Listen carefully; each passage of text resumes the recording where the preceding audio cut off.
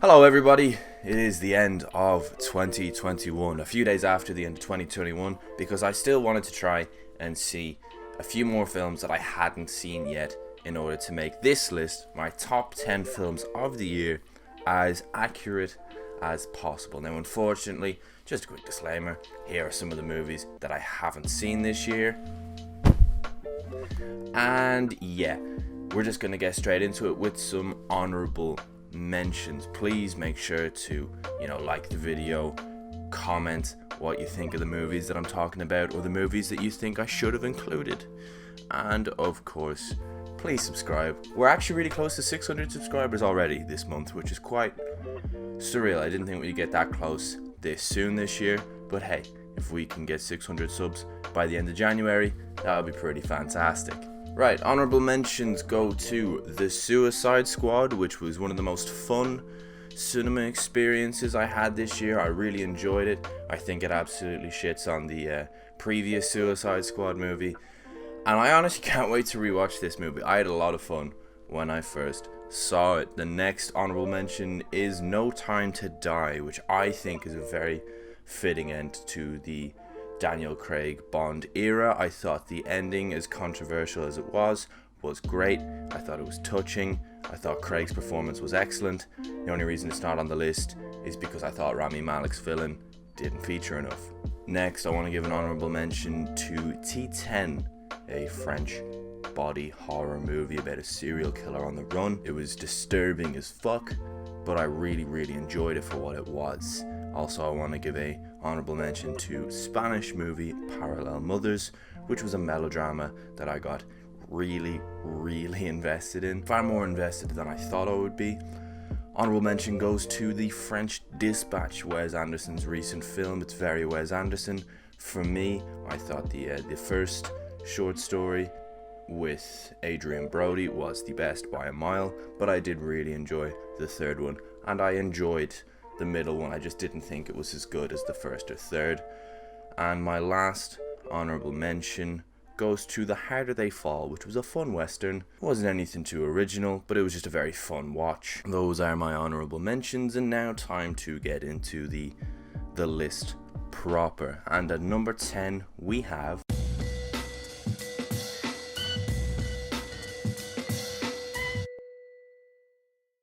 House of Gucci, Ridley Scott's latest film this year. Was a film I seem to have enjoyed a bit more than the average person.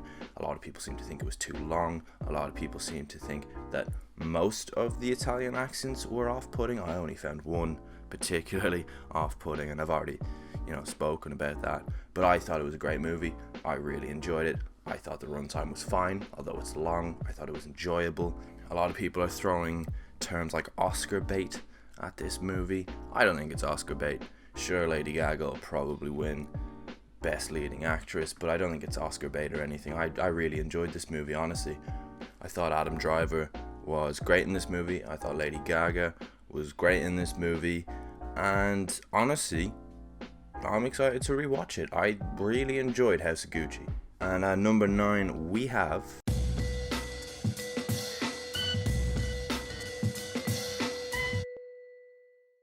King Richard, Will Smith's best film in quite a while.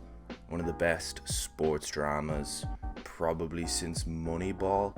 I would say, I might be forgetting one, but I think probably the best sports drama since Moneyball. I thought Will Smith was exceptional. He is the main highlight of this movie, but I thought Anjanou Ellis, who plays his wife, Brandy Williams, was excellent as well. As I've said before, there's a particular scene with the two of them in the kitchen, which I thought was the best scene in the whole movie. I thought it ended really well. It had some really nice messages. It was overall a great sports drama that like anyone could watch. A kid could watch it and really enjoy it. An adult could watch it and really enjoy it. There was a lot of hard topics that they also covered, particularly at the beginning of the movie when they were still, not raking in the money like they were by the end. But yeah, I thought that Will Smith's performance in this was exceptional. Now at number 8 we have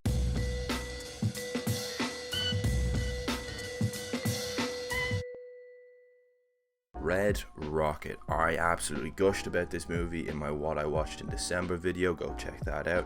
I think this movie is amazing. A24 just seemed to get me, and I know that's like a huge personality trait for like, what is it, film talk, like all them people on TikTok who try to seem edgy. But no, A24 just makes such good movies. I've not seen all of them. I honestly would love to. I'd love to see all of their movies, and I'm sure one day I probably will have. But yeah, A24 have just brought out an absolute gem with Red Rocket. Simon Rex is amazing in this movie. Sean Baker directs it amazingly. The music, just being the song Bye Bye Bye by NSYNC, is a hilarious touch, because every time it's played, it's always played at a great time where it's really fitting that we need music, because for the rest of the movie there is literally no music, it's just dialogue. And I thought that worked really well. These people, as I've said before, feel like real people on the Gulf Coast. I don't recognize any of the actors in this movie, so it was like I was being introduced to them as these characters for the first time, as instead of, knowing them as actors playing these characters, which again just felt really real. I really enjoyed this. The dark comedy in this movie is exceptional. This movie is so funny. I love this movie and I can't wait to watch it again. Now, at number 7,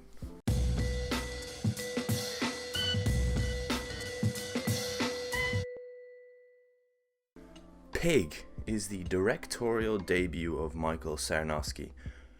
What an exceptional directorial debut that is. Oh my god, what a movie. I love this movie so much more than I thought I would. This was definitely a movie where I only really watched it because I heard it was quite good, but I thought heading into it that the premise was a bit far-fetched. I didn't think I'd get invested. No, this movie is exceptional. Nicolas Cage is brilliant. He plays a man who has trained this truffle pig to find truffles, and when his pig is stolen, he wants to get it back. But it's not an action movie. It's not like John Wick. It's a drama, and instead of kicking doors in and like holding a gun to someone's head saying "Where's my pig?" or anything, he just kind of like sits people down and he's like, "Come on, man, why are you doing all this?" And it's great. Alex Wolff in this movie is also very good. I really like him as an actor.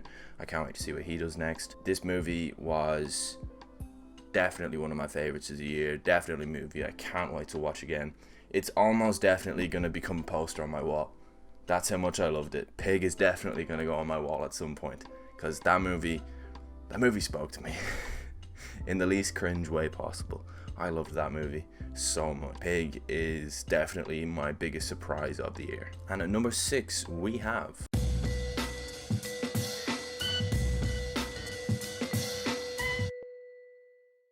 The Power of the Dog. Jane Campion directs a beautiful movie on the Western Front where Benedict Cumberbatch plays Phil Burbank, the scariest man of 2021. His character goes through an incredible arc in this movie. At the start, I, like most people, was scared shitless of him, and by the end, I sympathized for him, which is kind of crazy. The music in this is very good. The pacing in this has taken a little bit of criticism, but I'm pretty sure that's the only criticism this movie has faced at all, is its pacing. And sure, it does get a little bit slow in the middle, but honestly, I didn't think it was anything crazy that like would really detract from the viewing experience. I thought this movie still felt from start to finish like a near perfect movie. But yeah, Benedict Cumberbatch's performance in this is incredible. Kirsten Dunst's performance is also really, really good, as is Jesse Plemons. You know what, everybody in this movie is really good. And yeah, the music choice, which I didn't touch on when I previously covered this movie, is really good. I love the scene where Kirsten Dunst is absolutely butchering a song that she's been kind of forced to play on the piano because Jesse Plemons wants to impress his parents that his wife can play the piano, even though she can't really. He even buys her a grand piano, and then Phil Burbank, without saying anything, just comes out with a banjo and absolutely shreds on the banjo the song that she was trying to play, just to kind of put her in her place. Yeah, this movie is brilliant. I love The Power of the Dog. As I said before, Netflix's best release by a mile this year. Now, at number 5 we have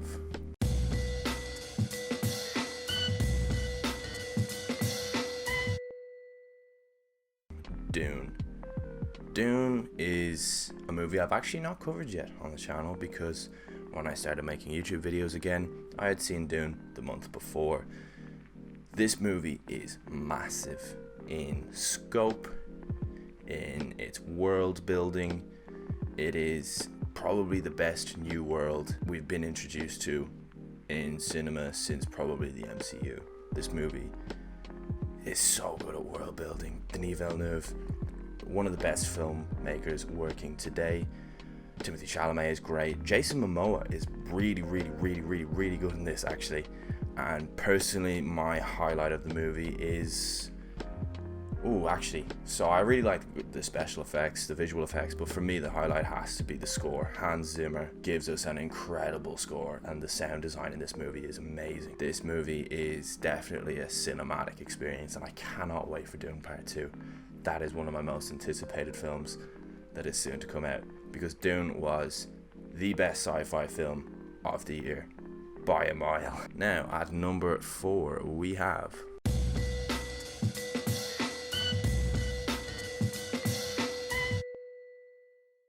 Nine Days. Now 9 Days came out very early on in the year, so it's probably a movie you forgot even came out this year if you have seen it. It was directed by Edson Oda.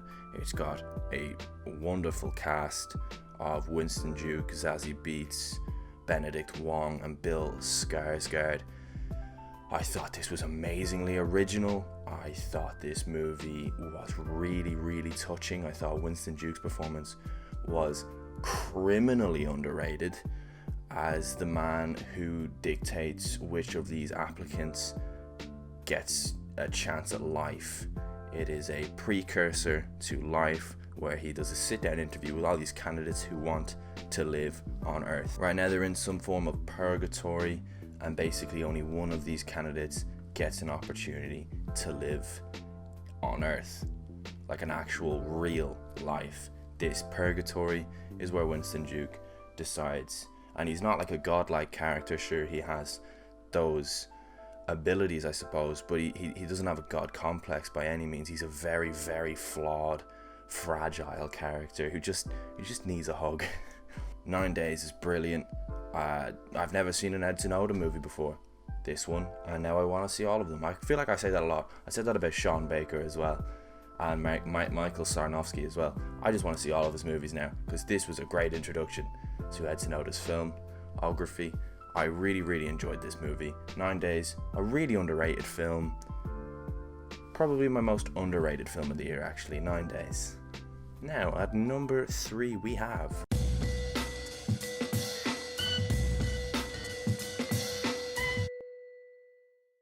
The Last Duel, Ridley Scott's other big movie that came out this year. Is an epic movie to say the least, starring Matt Damon, Adam Driver, Ben Affleck, and of course Jodie Comer, who kinda just blows everyone else out of the water in this movie. It's a medieval take on Rashomon, which I still haven't seen. I will see it soon, I promise.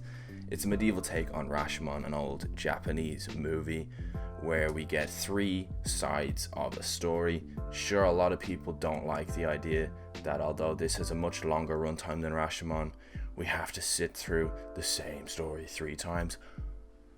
That's not how I took this at all. I really enjoyed the idea of getting 3 different perspectives of what happened. You had Matt Damon's truth, you had Adam Driver's truth, and then you had Jodie Comer's truth, aka the truth. This movie is brilliant. I thought the actual duel at the end was really good, but it's most definitely not the biggest takeaway of this movie. The takeaway of this movie is the acting. Ben Affleck is actually really good in this, actually. I didn't even say that the last time I talked about this movie. Ben Affleck is brilliant in this movie, despite having, some of the worst hair and facial hair in cinema this year. He gives a great performance, and yeah, I thought The Last Duel was a brilliant movie that did not deserve to flop as hard as it did at the box office. Now at number 2, a film you probably also forgot even came out this year, we have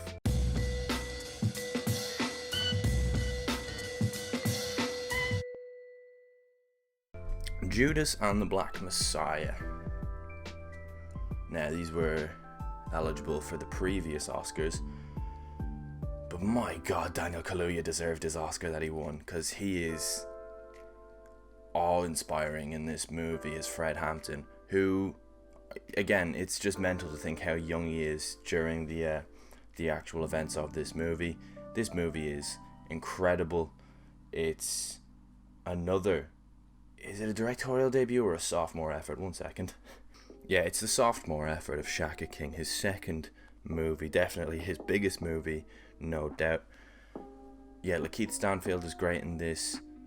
The tension in this movie is incredible. The way it's set up by the director, Shaka King, it's so tense. You don't know how Lakeith Stanfield is going to keep getting away with what he's doing. He's an undercover agent, although he's not like an actual agent. He's undercover because he wants to stay out of prison. They're using him. Jesse Plemons and the police are using Lakeith Stanfield as a way in to Fred Hampton's Black Panthers. And yeah, this was tense. This was... Yeah, no, the actual themes of this movie, you know what they are heading in, and they're tackled really well. Masterfully, even. It's a phenomenal film. Definitely. As it's number 2 on my list, definitely one of the best of the year. At number 1 we have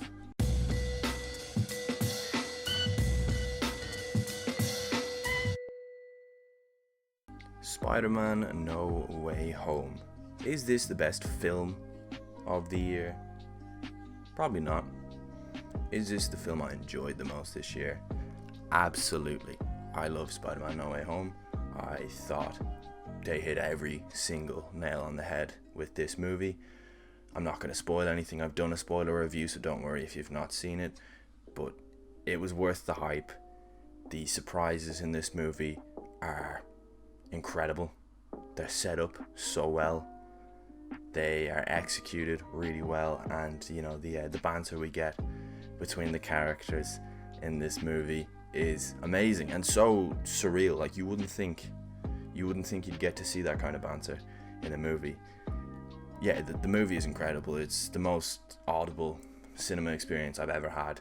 Everybody in the cinema was losing their mind throughout this movie, not just at one scene, like throughout the movie they were losing their minds. And yeah, Spider-Man No Way Home is my favorite film of the year. Thank you very much for watching, everybody. Yeah, my next video should be out next week, actually. As I said before, have a lot of videos I want to get out at the start of this year, and I know exactly what's coming out next week. So yeah, I better wrap this up and get working on that one now. Thank you very much for watching. Thank you if you have subscribed and if you've stuck along for the end of this video. And yeah, see you in the next video. I don't have an outro. I don't know how to do an outro. Goodbye.